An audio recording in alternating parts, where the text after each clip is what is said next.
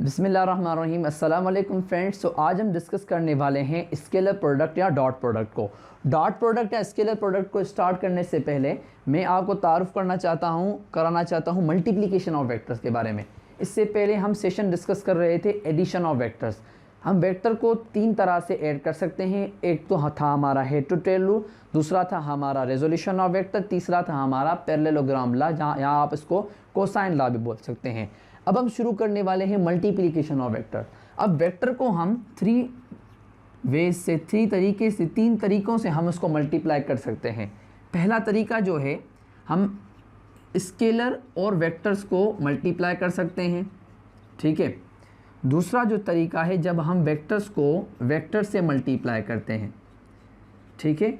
और तीसरा जो तरीका है, हम वेक्टर्स को वेक्टर से मल्टीप्लाई करते हैं। अब आप पूछेंगे सेकंड और थर्ड में क्या डिफरेंस है। जब हम एक वेक्टर को दूसरे वेक्टर से मल्टीप्लाई करें और हमें जो प्रोडक्ट मिले वो एक स्केलर क्वांटिटी हो, this type of multiplication is known as scalar product या डॉट प्रोडक्ट। अगर हम दो वेक्टर्स को मल्टीप्लाई करें और हमें जो प्रोडक्ट मिले वो एक स्केलर क्वांटिटी हो, सो इस तरह की मल्टीप्लिकेशन को हम बोलते हैं डॉट प्रोडक्ट या स्केलर प्रोडक्ट, ठीक है। और तीसरा पार्ट, अगर हम किसी दो वेक्टर्स को मल्टीप्लाई कर लें और हमें जो प्रोडक्ट मिले वो मिले एक वेक्टर क्वांटिटी, ठीक है, वो हमें मिले उसका प्रोडक्ट जो मिले हमें मिले वेक्टर क्वांटिटी, इस तरह की मल्टीप्लिकेशन को हम बोल सकते हैं क्रॉस प्रोडक्ट या वेक्टर प्रोडक्ट, ठीक है। अब यहाँ पे तीन टाइप्स क्लियर हो गए मल्टीप्लिकेशन के। तो शुरू करते हैं अपने फर्स्ट टाइप से। ये फर्स्ट टाइप जो है हमारे कोर्स में कुछ खास इंपॉर्टेंस नहीं रखता, बिल्कुल ये सिंपल अर्थमेटिक की तरह है। फॉर एग्जांपल ये जो स्केलर है, स्केलर का मतलब मैं आपको याद करा दूं, स्केलर का मतलब वो है जिसके पास सिर्फ मैग्नीट्यूड हो। It only consist of the magnitude, इसके पास सिर्फ मैग्नीट्यूड हो। मैग्नीट्यूड मीन्स सिर्फ नंबर हो उसके पास। फॉर एग्जाम्पल इसके पास 3 है, ठीक है। इसको हम किसी वेक्टर से मल्टीप्लाई कर दें कुछ इस तरह से 3i plus 4j plus 5k। अगर सिंपली इस नंबर को इस वेक्टर से मल्टीप्लाई कर लें तो उसमें कोई ख़ास फ़र्क नहीं आएगा। 3 3 9 आए, 3 4 12, 3 5 15। ये वेक्टर सेम रहा, सिर्फ मैग्नीट्यूड इंक्रीज़ हो गया। इसमें सिर्फ हमें अर्थमेटिक मीन के हिसाब से पढ़ना होगा, जो हम पहले ही पढ़ चुके हैं अपने बेसिक क्लासेस में। सो आते हैं दूसरे टाइप पर। दूसरा टाइप हमारा आज का टॉपिक है, जो है स्केलर प्रोडक्ट या डॉट प्रोडक्ट। जब हम दो वेक्टर्स को एक दूसरे से मल्टीप्लाई करते हैं और हमें जो प्रोडक्ट मिले वो स्केलर प्रोडक्ट हो, उसको इस तरह के प्रोडक्ट को हम कहते हैं, इस तरह की मल्टीप्लिकेशन को हम बोलते हैं स्केलर प्रोडक्ट या डॉट प्रोडक्ट, ठीक है। सो इसका एग्जाम्पल ले लें। पहले हम इस सारे को मिटा देते हैं, उसके बाद हम इसका एग्जाम्पल लेते हैं, ठीक है। सो डॉट प्रोडक्ट हम अभी भी पढ़ के आए हैं। अगर दो वेक्टर, पहले मैं आपको इसकी डेफिनेशन समझा देता हूं, फिर आपको इसका कॉन्सेप्ट भी समझा दूंगा इंशाल्लाह। डेफिनेशन इसकी ये है कि when two vectors are multiplied, जब दो वेक्टर्स एक दूसरे से मल्टीप्लाई हों, and their product is a scalar quantity, दो वेक्टर्स एक दूसरे से मल्टीप्लाई हो और उनका प्रोडक्ट जो है वो इसकी स्केलर क्वांटिटी बन जाए, इस तरह की मल्टीप्लिकेशन को हम बोलते हैं स्केलर प्रोडक्ट या डॉट प्रोडक्ट, ठीक है। इसकी एग्जांपल मैं देता हूं। हमने मैट्रिक क्लास में पढ़ा होगा, जो फोर्स है वो एक स्केलर क्वांटिटी है, ठीक है। जब वो डिस्प्लेसमेंट से मल्टीप्लाई होती है, जब हम फोर्स को डिस्प्लेसमेंट से मल्टीप्लाई करते हैं, ये दोनों वेक्टर क्वांटिटी है, जब ये दोनों मल्टीप्लाई होते हैं तो हमारे पास जो प्रोडक्ट आता है वो होता है वर्क।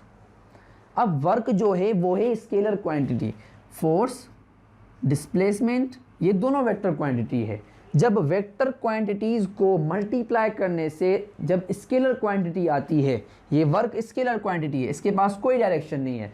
जब वेक्टर्स को मल्टीप्लाई करने से स्केलर क्वांटिटी आती है, इस तरह की मल्टीप्लिकेशन को हम बोलते हैं डॉट प्रोडक्ट, ठीक है। मेरे ख्याल से अब आपको क्लियर हो गया होगा कि डॉट प्रोडक्ट किस चीज़ को कहा जाता है।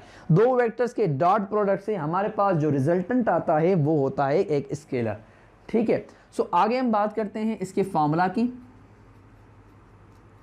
इसका फार्मूला, जब हम a डॉट b मीन्स हम कोई भी दो वेक्टर्स का डॉट प्रोडक्ट निकालेंगे तो इसके लिए हमें फार्मूला इस्तेमाल होगा ए बी कॉस थीटा, या आप इसको ऐसे भी लिख सकते हैं magnitude of A magnitude of B cos of angle theta. अब आप कहेंगे ये फार्मूला ड्राइव कहाँ से हुआ, तो चलिए पहले हम इसको ड्राइव करते हैं।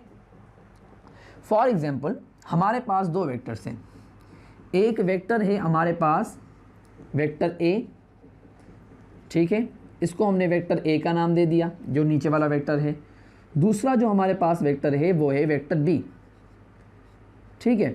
ये दोनों एक दूसरे से टेल टू टेल कनेक्ट हैं, ठीक है। याद रहे कि टेल टू टेल कनेक्ट किस वजह से है, क्योंकि हम यहाँ पर मल्टीप्लिकेशन ले रहे हैं, एडिशन नहीं। जब हम दो वेक्टर्स को ऐड करते हैं तो हम उनको हेड टू टेल के हिसाब से जोड़ते हैं, जब हम उनको मल्टीप्लाई कर रहे होते हैं तो हम उनको टेल टू टेल जोड़ते हैं या हेड टू हेड जोड़ते हैं। मैंने आपको हेड टू टेल रूल वाले लेक्चर में इस बात का पूरा आपको डिटेल में समझाया है, ठीक है। तो हम क्या करते हैं, जो हम पहला वेक्टर है उसको हम छोड़ देते हैं यहाँ पे, ठीक है। अब दूसरे वेक्टर को क्या करेंगे, वहाँ से एक परपेंडिकुलर गिराएंगे, ठीक है। हमने यहाँ से एक परपेंडिकुलर गिरा लिया। अब बी जो वेक्टर है वो दो हिस्सों में तकसीम हो जाएगा, यहाँ पर बी वाई कंपोनेंट बन जाएगा और यहाँ पर बी एक्स कंपोनेंट बन जाएगा, ठीक है। अब हमने क्या किया, ए को बी एक्स कंपोनेंट से मल्टीप्लाई कर दिया।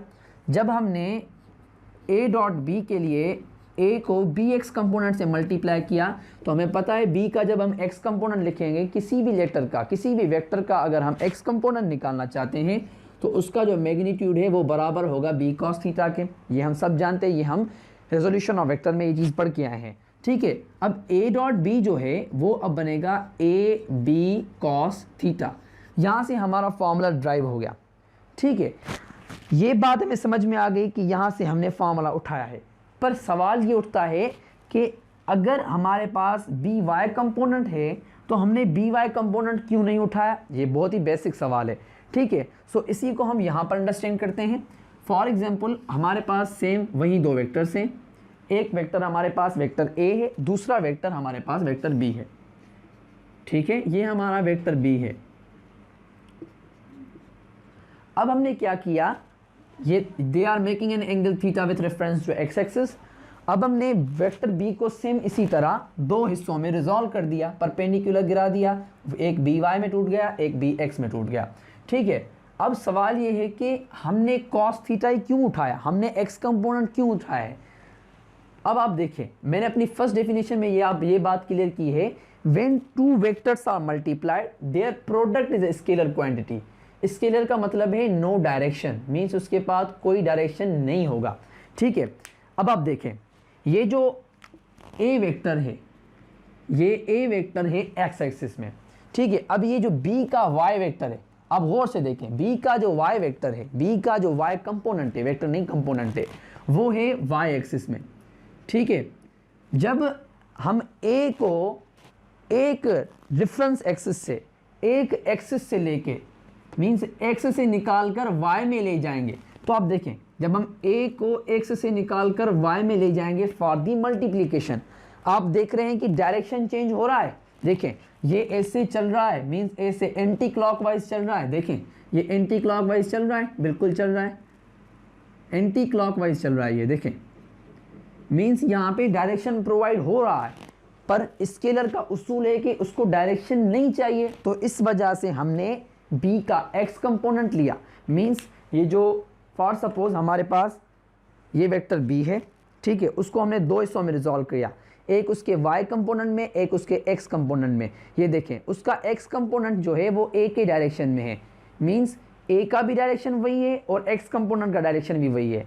जो इनका प्रोडक्ट बनेगा उसका भी डायरेक्शन यही होगा, मीन्स स्केलर प्रोडक्ट को कोई डायरेक्शन की ज़रूरत नहीं है, उस वजह से हम बी का एक्स कंपोनेंट उठाते हैं, ठीक है। मेरे ख्याल से ये सवाल भी आपको क्लियर हो चुका होगा कि हम बी कॉस थीटा क्यों उठाते हैं, क्योंकि हमें डायरेक्शन की ज़रूरत नहीं है।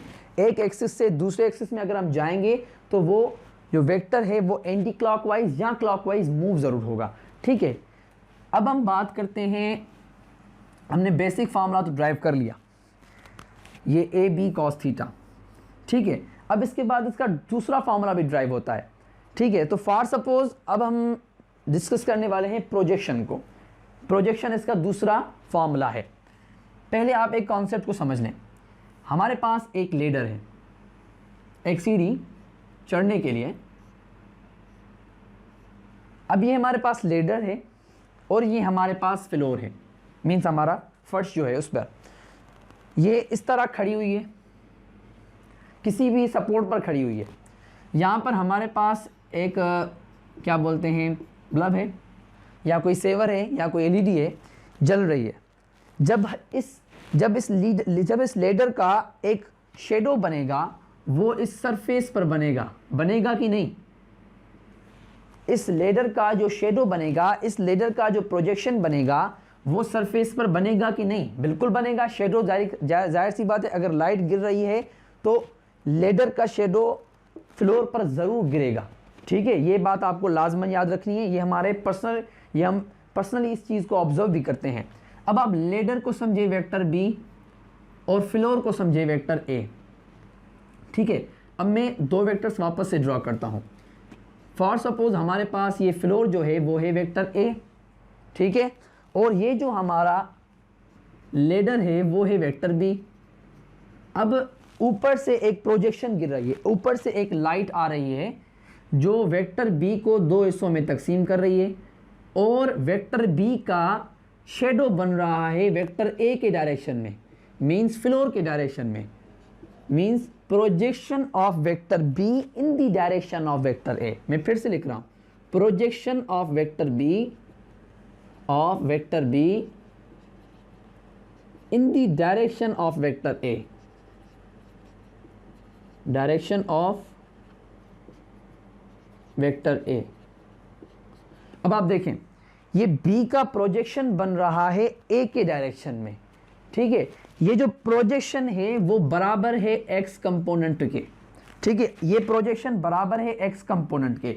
अगर ये प्रोजेक्शन एक्स कंपोनेंट के बराबर है तो मैं ए डॉट बी को ए डॉट बी ए भी लिख सकता हूं। A multiply by projection of vector B in the direction of vector A भी लिख सकता हूं, और इसको हम ए बी कॉस थीटा भी लिख सकते हैं। ठीक है, तो एट द एंड हमारे पास ये जो कंक्लूजन आता है वो ये है कि हमारे पास तीन फार्मूला बन चुके हैं। ठीक है, कौन कौन से फार्मूला, मैं इस चीज़ को मिटा रहा हूँ। हमारे पास तीन फार्मूलाज बन चुके हैं। ठीक है, तीन फार्मूलाज कौन से? एक हमारे पास बन चुका है A dot B is equals to A B cos theta. ठीक है, उसके बाद हमारे पास फार्मूला बना है ए डॉट बी ए। ठीक है, ए मल्टीप्लाई हो रहा है बी के प्रोजेक्शन से इन द डायरेक्शन ऑफ ए। ठीक है, उसके बाद हमारे पास आप ये भी फार्मूला कंसीडर कर सकते हैं। चलो इनको हम चार कंसीडर कर लेते हैं। ठीक है, A dot B which is equals to ab cos theta, a dot projection of b in the direction of a which is equals to a dot b का x कंपोनेंट। ठीक है, हमारे पास ये फार्मूलाज आ चुके हैं। ठीक है, सो अगर हमारे पास ये फार्मूला गिवन हो तो हम एंगल कैसे निकालेंगे? बिल्कुल सिंपल फार्मूला की तरफ हम इससे अगर हमारे पास ये फार्मूला गिवन हो तो हम एंगल कैसे निकाल सकते हैं? ये बिल्कुल सिंपल है। अगर हम ये फार्मूला लिख लें, a dot B is equals to mod A mod B cos of angle theta. Mod A mod B के लिखने का मतलब ये है कि इन दोनों का मैग्नीट्यूड। आप ये ना भी लिखे तभी भी कोई मसला नहीं है। अब मॉड ए और मॉड बी को नीचे लाएंगे। ठीक है, जिससे हमारे पास फार्मूला बनेगा, इसको मैं मिटा देता हूँ अभी। हमारे पास फार्मूला बनेगा A dot B upon mod A mod B is equals to cos of angle theta. ये हमारे पास एंगल का फार्मूला आ गया। अगर हमारे पास दो वेक्टर्स गिवन हो और उनके बीच का एंगल पता करना है तो हम ये फार्मूला इस्तेमाल करेंगे। और हमारे पास ये जो पिछले वाले तीन फार्मूलाज मौजूद थे, A dot B is equals to A B cos theta, और उसके बाद दूसरा फार्मूला था हमारे पास, वो था A dot B A means projection of B in the direction of vector A, और उसके बाद जो था vector A multiplied by X component of vector B. ठीक है, ये हमारे पास हमने फार्मूलाज ड्राइव कर लिए और डिटेल में समझा कि स्केलर प्रोडक्ट्स क्या होते हैं। और अब हम डिस्कस करने वाले हैं properties of the scalar product. यहाँ पे हमारे पास जो पहली प्रॉपर्टी आती है वो है dot product obeys the commutative law. ये कम्यूटेटिव लॉ जो है वो हमने अपनी प्रीवियस क्लासेस में स्टडी किया था कि अगर हमारे पास दो वेक्टर्स गिवन हो ए और बी, फॉर सपोज इनकी वैल्यू है ए की मैं 2 सपोज कर देता हूँ, बी की मैं 4 सपोज करता हूँ। अगर मैं 2 को 4 से मल्टीप्लाई करूँ या 4 को 2 से मल्टीप्लाई करूँ, मेरे पास जो आंसर आएगा वो आएगा 8। ठीक है, अब ये जो मेरे पास आंसर आया है वो अर्थमेटिक मीन के हिसाब से ये दोनों इक्वल हैं, पर हमारे पास क्वेश्चन ये है कि क्या ये दोनों ग्राफिकली और वेक्टोरियली, हमारे पास वेक्टर मैथमेटिक्स चल रही है, क्या ये दोनों एक दूसरे के वेक्टर मैथमेटिक्स के हिसाब से एक दूसरे के बराबर होंगे। यही हमारे पास सवाल ये आ रहा है कि क्या A dot B means mod A mod B cos of angle theta बराबर होगा B dot A means mod B mod A cos of angle theta. क्या ये दोनों एक दूसरे के बराबर होंगे? जी ये बिल्कुल एक दूसरे के बराबर हैं, पर हमें ये चीज़ प्रूव करनी होगी बाय दी ग्राफिकल मेथड। तो फॉर सपोज हमारे पास 2 वेक्टर्स गिवन है, एक वेक्टर ए है, ये जो मैंने नीचे ड्रॉ किया है ये वेक्टर ए है, उसके बाद जो दूसरा वेक्टर है वो हमारा है वेक्टर बी। मैं ए को थोड़ा बड़ा करके ड्रॉ कर देता हूँ। ठीक है, ये जो दूसरा वेक्टर है वो है वेक्टर बी। ठीक है, और हम क्या करते हैं, बी को, ये जो पहला वेक्टर है उसको हम छोड़ देंगे। ठीक है, ये जो दूसरा वेक्टर है उसको हम कंपोनेंट्स में रिजॉल्व करेंगे। ठीक है, बी 2 कंपोनेंट्स में रिजॉल्व हो गया, एक बी वाई दूसरा बी एक्स। अब हमने ए को और बी एक्स को मल्टीप्लाई किया, means A dot B is equals to A dot B X. ठीक है, ये हम फार्मूला पहले भी ड्राइव कर चुके हैं, और बी एक्स जो है वो इज इक्वल्स वो बराबर है बी कॉस थीटा के।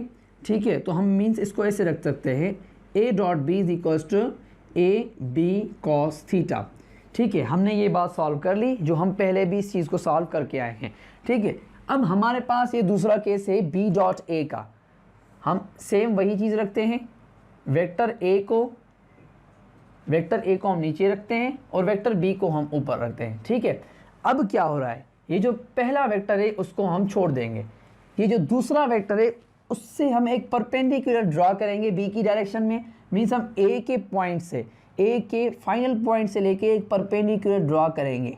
फिर हम देखेंगे बी के ऊपर ए का प्रोजेक्शन बन रहा है, मीन्स अब ए का एक्स कंपोनेंट बी के डायरेक्शन में आ गया है, तो हम बी और ए एक्स का मीन्स बी डॉट ए जो है वो बराबर होगा वेक्टर बी और ए के एक्स कंपोनेंट के।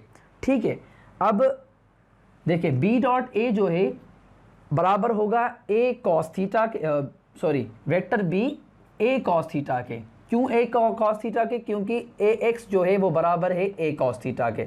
ठीक है, मैंने ये आपको रेजोल्यूशन ऑफ वेक्टर में क्लियर किया था कि जब किसी वेक्टर के आगे एक्स आ जाए तो उस कंपोनेंट का मैग्नीट्यूड फाइंड करने के लिए हम उस वेक्टर के सामने कॉस थीटा लगा देते हैं।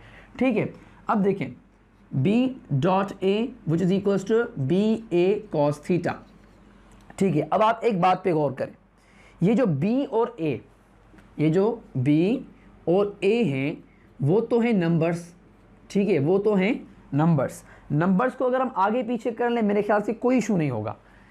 बी डॉट ए को अगर हम लिख लें ए बी कॉस थीटा, क्योंकि ये नंबर्स हैं, हमने इसको थोड़ी इसकी तरतीब बदला दी है तो इसमें कोई भी इशू नहीं है। ठीक है, अब यहाँ पर क्या हुआ कि बी डॉट ए जो है वो बराबर हो गया ए बी कॉस थीटा के। अब यहाँ भी ए बी कॉस थीटा है, अब इनका जो राइट हैंड साइड है वो एक दूसरे के इक्वल है, इसका राइट हैंड साइड और इसका राइट हैंड साइड एक दूसरे के इक्वल है। अगर राइट हैंड साइड इक्वल है तो इसका मतलब लेफ्ट हैंड साइड भी इक्वल होगा। So A dot B is equals to B dot A, hence it is proved that A dot B और बी डॉट ए एक दूसरे के बराबर हैं और डॉट प्रोडक्ट जो है वो कम्यूटेटिव प्रॉपर्टी होल्ड करता है। सो स्टूडेंट, इसके बाद हम डिस्कस करेंगे दूसरी property. According to orthogonal unit vectors dot product को हम कैसे सॉल्व कर सकते हैं। ठीक है, according to orthogonal unit vectors, orthogonal unit vectors अगर हमारे पास डॉट प्रोडक्ट आ जाए तो हम इसको कैसे डील करेंगे।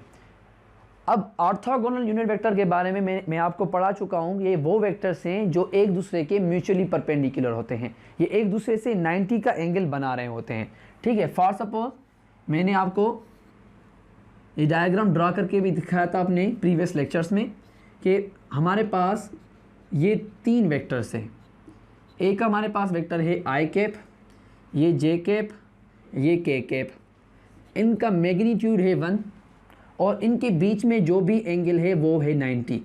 आई के बीच का एंगल 90, के और आई के बीच का एंगल 90, जे और के बीच का एंगल 90। ये एक दूसरे से 90 का एंगल रखते हैं, ठीक है।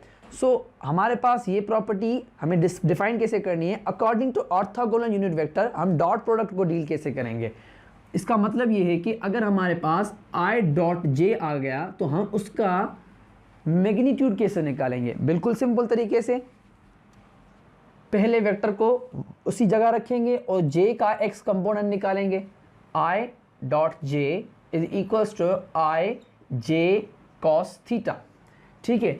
फॉर सपोज हमें आई की जो मैग्नीट्यूड है वो मिली है 1 और जे की जो मैग्नीट्यूड है वो भी मिली है 1, क्योंकि ये दोनों यूनिट वेक्टर्स हैं, ठीक है।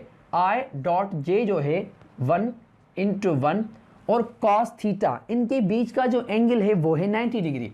अब कॉस 90, अब आप देखेंगे तो कॉस 90 की वैल्यू कैलकुलेटर में 0 आएगी, ठीक है। जब आई और जे का हम डॉट प्रोडक्ट निकालेंगे, आई डॉट जे का जब हम डॉट प्रोडक्ट निकालेंगे तो हमारे पास जो वैल्यू बचेगी वो बचेगी 0। क्यों वैल्यू 0 बचेगी? क्योंकि ये दोनों एक दूसरे के परपेंडिकुलर हैं। इससे हमारे पास ये चीज़ साबित होती है कि अगर दो वेक्टर्स एक दूसरे के परपेंडिकुलर होंगे, देखें ये दोनों एक दूसरे के परपेंडिकुलर हैं, मीन्स ये दोनों एक दूसरे की 90 एंगल पर है। अगर दो vectors, if two vectors A and B are said to be perpendicular, ये परपेंडिकुलर की निशानी है। अगर दो वेक्टर्स एक दूसरे के परपेंडिकुलर होंगे तो उनका जो प्रोडक्ट होगा वो होगा मिनिमम, मीन्स उनका जो प्रोडक्ट होगा वो होगा 0। क्यों 0 होगा? Due to cos 90। Cos 90 is equals to 0। अगर वो किसी भी बड़े नंबर से मल्टीप्लाई हो जाए तो उसका जो प्रोडक्ट होगा वो बन जाएगा 0।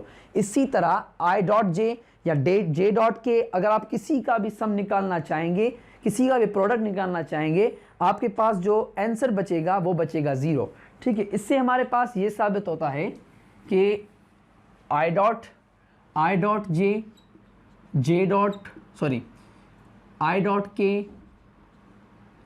जे डॉट आई, जे डॉट के और के डॉट आई और उससे के डॉट जे, ठीक है। ये जो भी हैं जो एक दूसरे के परपेंडिकुलर हैं ये सारे बराबर हैं 0 के, क्योंकि इनके बीच का एंगल 90 है और cos 90 is equals to 0।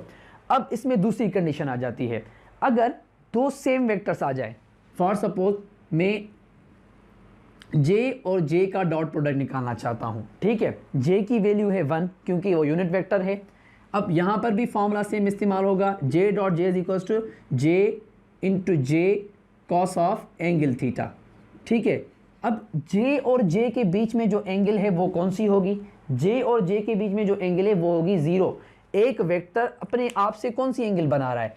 For suppose ये पहला जे वेक्टर, ये दूसरा जे वेक्टर, ये दोनों एक दूसरे से 0 की एंगल बना रहे हैं। जब जे डॉट जे को हम सॉल्व करेंगे, यहाँ पे आ जाएगा 1, यहाँ पे भी आ जाएगा 1 और कॉस जो 0 होगी, कॉस 0 होगी 1 के बराबर, कॉस 0 वो होगी 1 के बराबर। जब दो वेक्टर्स एक दूसरे के पैरेलल हों, इससे हमें ये प्रूव मिलता है, जब दो वेक्टर्स एक दूसरे से 0 की एंगल बनाए, मींस वो एक दूसरे से अगर पैरेलल हों तो उनका जो प्रोडक्ट होगा वो होगा मैक्सिमम, ठीक है। इससे हमारे पास ये दूसरा रिजल्ट भी आ जाता है, if two vectors are parallel to each other their product is maximum which is 1 due to, क्योंकि उनके बीच का जो एंगल है वो है cos 0 और cos 0 जो है वो 1 के बराबर है। आप चाहे तो इनको पूरा इन सारों को आप ट्राई करके देख सकते हैं, जिससे आपको इसकी पूरी तसल्ली हो जाएगी। इससे हमारे पास एक और रिजल्ट ये आ जाता है कि I dot I is equals to J dot J is equals to K dot K, ये सारे जो हैं ये हैं 1 के बराबर, ठीक है। सो हमने इस दूसरी पॉइंट को यहाँ पर डिस्कस कर दिया है। उसके बाद चलते हैं तीसरी पॉइंट की तरफ। सो स्टूडेंट्स, अब हम डिस्कस करेंगे डिस्ट्रीब्यूटिव प्रॉपर्टी। सो ये हमारी थर्ड प्रॉपर्टी है। अब डिस्ट्रीब्यूटिव प्रॉपर्टी क्या होती है? जब हम एक इंटीजर को दो इंटीजर के साथ इक्वली डिस्ट्रीब्यूट करें कुछ इस तरह से। ये फॉर एग्जांपल हमारा इंटीजर a है, इसको हम b और c से इक्वली जो है डिस्ट्रीब्यूट कर रहे हैं, a dot B plus a dot C. अब ये अर्थमेटिक मीन के हिसाब से इक्वल है। फॉर एग्जांपल हमारे पास गिवन है a की जो वैल्यू है वो है 2, b की जो वैल्यू है वो है 3 और c की जो वैल्यू है वो है 4। ठीक है, तो हम यहाँ पे 2 पुट करेंगे, 3 + 4 और इसी तरह a का 2 × 3 + 2 × 4, यहाँ पे आ गया 6, यहाँ पे आ गया 8, यहाँ पर आ गया 7, यहाँ पे आ गया 2। इसका भी आंसर जो होगा वो होगा 14 और इसका भी आंसर जो होगा वो होगा 14। अब अर्थमेटिक मीन के हिसाब से हमने इस चीज़ को प्रूव कर दिया है, पर हमें वेक्टर मैथमेटिक्स के हिसाब से इसको प्रूव करना होगा, क्योंकि अर्थमेटिक मीन जो है वो वेक्टर में नहीं चलती। ठीक है, सो अब इस प्रॉपर्टी को हमने प्रूव करना है कि ये प्रॉपर्टी क्या डॉट प्रोडक्ट को ओबे करती है या नहीं। ठीक है, ये प्रॉपर्टी जो है इसको डॉट प्रोडक्ट ओबे करता है या नहीं।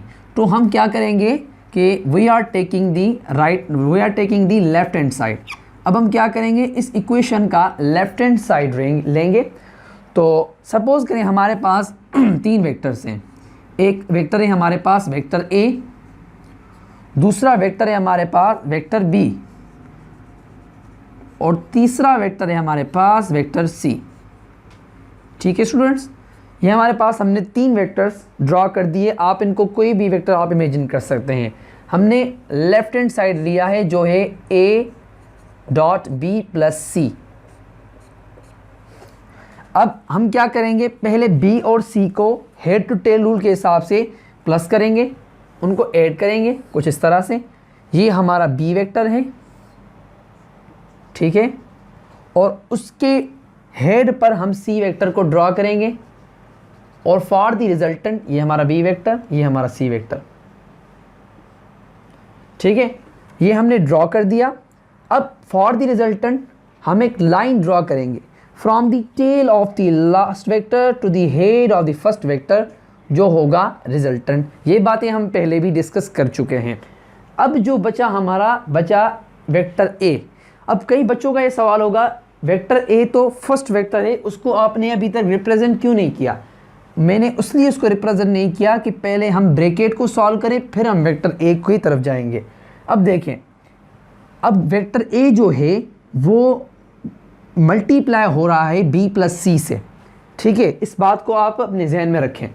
वेक्टर a जो है वो मल्टीप्लाई हो रहा है b प्लस c से। जब दो वेक्टर्स एक दूसरे से मल्टीप्लाई हो रहे हों, मीन्स वो एक दूसरे से एंगल बना रहे हैं और वो एक दूसरे से टेल टू टेल कनेक्ट होंगे या फिर हेड टू हेड कनेक्ट होंगे। ठीक है, इस तरह से। अब हम क्या करेंगे, a को रिजल्टेंट के हेड से, किससे, रिजल्टेंट के टेल से हम a को जोड़ देंगे और हमारे पास वेक्टर a यहाँ पर आ जाएगा। ठीक है, इस तरह से हमारी ये स्ट्रक्चर बन गई है। अब डेरिवेशन को प्रूव करने से पहले अब आप एक चीज़ का ख्याल रखें। जब हम a डॉट b निकालते हैं तो इसको हम a projection of b in the direction of a भी लिख सकते हैं और a bx भी लिख सकते हैं। ठीक है, ये बात आप याद रखें। अगर हम a डॉट c निकालेंगे, vector a projection of vector c in the direction of vector a भी लिख सकते हैं और इसको हम a cx भी लिख सकते हैं। ठीक है, इसी तरह अगर हम a डॉट r निकालें तो वेक्टर a सेम रहेगा और r का प्रोजेक्शन a के डायरेक्शन में और इसको हम a r x भी लिख सकते हैं। ठीक है, ये बात आपको जहन में रखनी होगी before we start the proving the distributive property. अब हम क्या कर रहे हैं कि यहाँ पे हमारा वेक्टर a भी बन गया जो हमने रिजल्टेंट के हेड से मिलाया है, रिजल्टेंट के टेल से मिलाया है। अब देखें, हमने राइट हैंड साइड लिया जो है a dot b plus c। ठीक है, अब जब हमने b को c से प्लस कर दिया है, अब b प्लस c हमारे पास बन गया है रिजल्टेंट। ठीक है, तो अगर मैं इसको ऐसे रखूं a डॉट r तो कोई हर्ज नहीं है, क्योंकि b प्लस c बराबर है रिजल्टेंट के।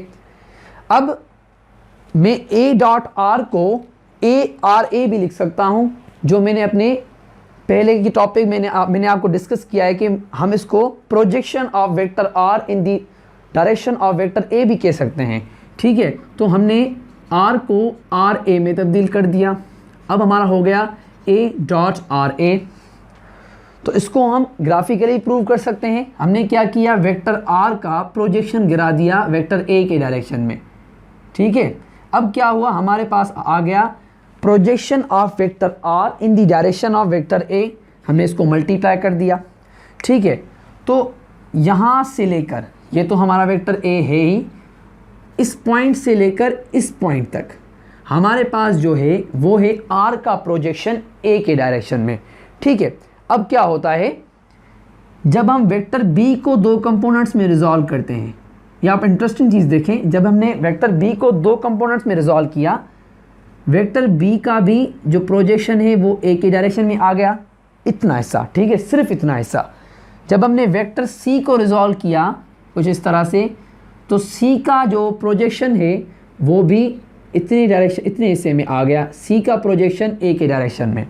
अब देखें, जो आर का रिजल्टेंट का प्रोजेक्शन है वो इक्वल है बी के प्रोजेक्शन और सी के प्रोजेक्शन से। अगर हम बी के प्रोजेक्शन और सी के प्रोजेक्शन को मिला लें तो हमारे पास रिजल्टेंट का प्रोजेक्शन बन जाता है।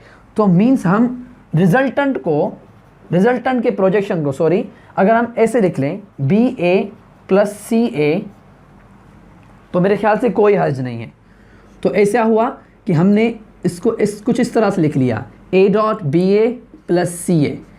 अब हमने क्या किया, ए को बी से वेक्टर ए को बी ए से मल्टीप्लाई कर दिया और इसी तरह सी ए से मल्टीप्लाई कर दिया, A dot B A plus A dot C A. ठीक है, अब आप यहाँ देखिए, हम इसको ए डॉट सी ए लिखें या इसको ए डॉट सी लिखें, हम इसको ए डॉट बी ए लिखें या इसको ए डॉट बी लिखें, ये दोनों एक दूसरे के बराबर होंगे। हेंस हमें यहाँ पे मिल गया कि ये जो हमारा लेफ्ट हैंड साइड है वो इक्वल है राइट हैंड साइड के, जो कि हमारा है A dot B plus A dot C. ठीक है, ये दोनों एक दूसरे की इक्वल हैं। ये डेरिवेशन हमारे पास ये प्रूव करती है कि स्केलर प्रोडक्ट जो है वो डिस्ट्रीब्यूटिव प्रॉपर्टी को ओबे करता है। तो चलिए चौथे पॉइंट की तरफ। सो स्टूडेंट्स, अब हम डिस्कस करने वाले हैं fourth property of the dot product को। अब फोर्थ प्रॉपर्टी क्या है कि अगर हमारे पास रेक्टेंगुलर कंपोनेंट्स गिवन हो तो हम कैसे एक फॉर्मूला निकाल सकते हैं। फॉर एग्जांपल, हमारे पास ए के रेक्टेंगुलर कंपोनेंट्स गिवन है, ए वेक्टर के, ए x I plus A Y J plus A Z के कैप। ठीक है, ये हमारे पास रेक्टेंगुलर कंपोनेंट्स गिवन है एक वेक्टर के। और हमारे पास दूसरा वेक्टर गिवन है बी, जिसके रेक्टेंगुलर कंपोनेंट्स सेम है, बी एक्स आई प्लस बी वाई जे प्लस बी जेड के। ठीक है, ये बी के रेक्टेंगुलर कंपोनेंट्स हैं। ठीक है, अब हमें सवाल ये दिया गया है कि अगर इनको रेक्टेंगुलर कंपोनेंट्स में तोड़ा गया है, अगर दो वेक्टर्स को रेक्टेंगुलर कंपोनेंट्स में तोड़ा गया है, उनका डॉट प्रोडक्ट कैसे निकलेगा, ये हमारे पास क्वेश्चन है। ठीक है, सो डॉट प्रोडक्ट निकालने के लिए हम क्या करेंगे, ए के एक एक कंपोनेंट को बी के सारे कंपोनेंट के साथ मल्टीप्लाई करेंगे। ठीक है, जैसे देखिए, हम ए एक्स आई को बी एक्स आई से मल्टीप्लाई करेंगे, A X B X I dot I. ठीक है, इसी तरह प्लस का साइन आ जाएगा। ए एक्स आई को बी वाई जे से मल्टीप्लाई करेंगे, A X B Y I dot J. ठीक है, ये बात आपको ख्याल रखनी है कि यूनिट वेक्टर को यूनिट वेक्टर के साथ मल्टीप्लाई करके डॉट के सामने रखना है। ठीक है, प्लस आ गया। उसके बाद ए एक्स आई को बी जेड के के साथ, A X B Z I dot K.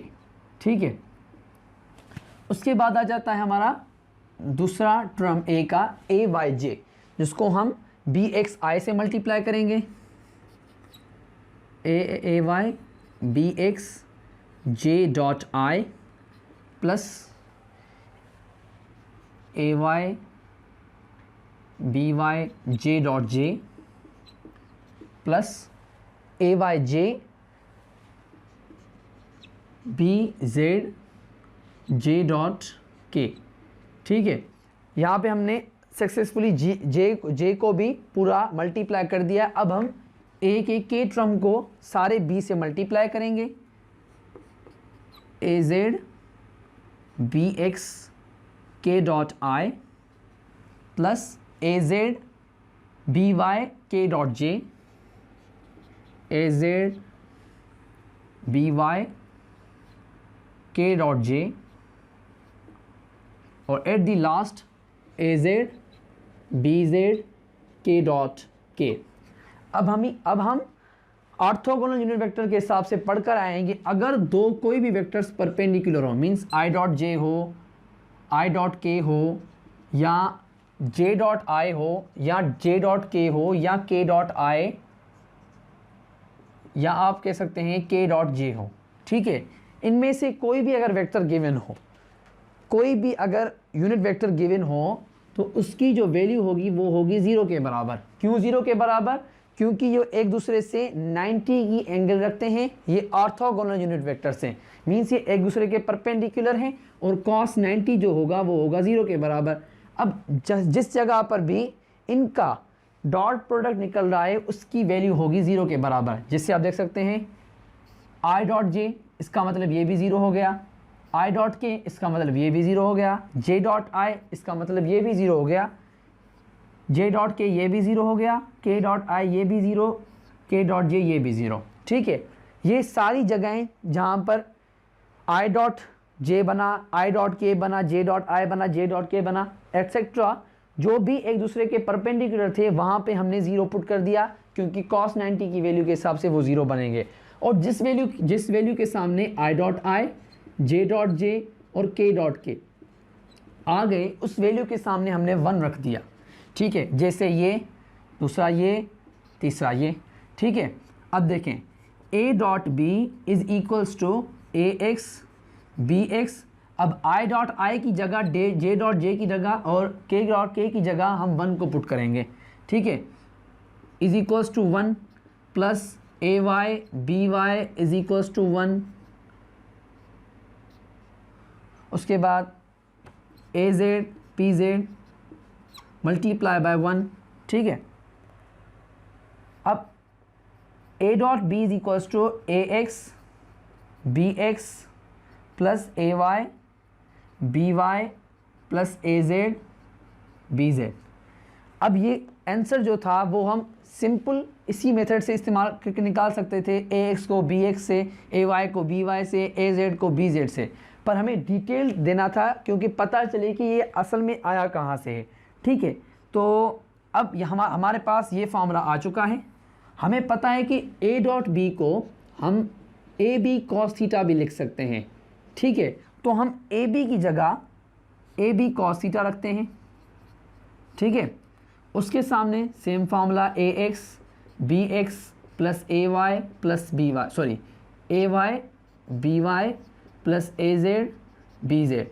ठीक है, ये हो गए rectangular components A X, A के और बी के जो एक साथ हमने यहाँ पे अरेंज करके रखे हैं। अब हमें चाहिए इन रेक्टेंगुलर कंपोनेंट्स से हमें दो वेक्टर्स का एंगल चाहिए होगा। तो हम क्या करेंगे, ए और बी को नीचे शिफ्ट कर देंगे और हमारे पास एंगल के लिए फॉर्मूला आ जाएगा ए X B X plus A Y B Y plus A Z B Z. ठीक है, और हमारे पास यहाँ नीचे आ जाएंगे डिवाइड में magnitude of vector A magnitude of vector B. अब ये फॉर्मूला ड्राइव करने का मतलब ये था कि अगर हमारे पास रेक्टेंगुलर कंपोनेंट्स गिवन हो तो हम कोई भी दो वेक्टर्स का डॉट प्रोडक्ट कैसे निकाल सकते हैं। अगर डॉट प्रोडक्ट निकाल लिया है तो उनके बीच का हम एंगल कैसे निकाल सकते हैं। आज की वीडियो में हमने डिस्कस किया कि स्केलर प्रोडक्ट्स क्या थे, उनकी प्रॉपर्टीज़ को हमने डिटेल डिस्कस किया, 4 प्रॉपर्टीज़ को हमने डिटेल डिस्कस किया। आज की वीडियो को हम यहीं तमाम करते हैं, मिलते हैं आपके साथ एक नई वीडियो में। आज के लिए इतना ही, अल्लाह हाफ़िज़।